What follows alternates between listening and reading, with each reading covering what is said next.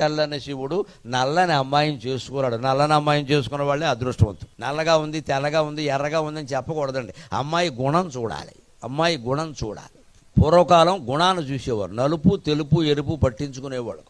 ఎరుపు చెప్పనేల ఇంటికి మేలైన గుణము కలిగిన కోటి చేయు, నలుపు చెప్పనేల నాతికి మేలైన గుణము కలిగిన కోటి చేయు, పసుపు చెప్పనేల పడతికి మేలైన గుణము కలిగిన కోటి చేయు, తెలుపు చెప్పనేల తెరవకు మేలైన గుణము కలిగిన కోటి చేయు.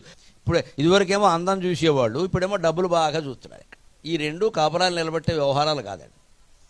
అందాలు ఎప్పుడు ఆరోగ్యంగా ఉండడం సాధ్యం కాదండి. అనేక రకాల విషయాలు వస్తాయి. అదే గుణం మీద ఆధారపడితే శివపార్వతుల దాంపత్యంలాగే 100 ఏళ్ళు హాయిగా ఉంటారు దంపతులు ఎవరైనా సరే, గుణం మీద ఆధారపడితే. ఆ గుణం ఏమిటి అనేది మనం 6 నెలలు కాదు 6 ఏళ్ళు పరిశీలన చేసినా పర్వాలేదు. వివాహం ఆలస్యమైనా మంచి సంబంధమే వెతకాలి ఖచ్చితంగా. తొందరపడడం పనికిరాదు వివాహం విషయంలో.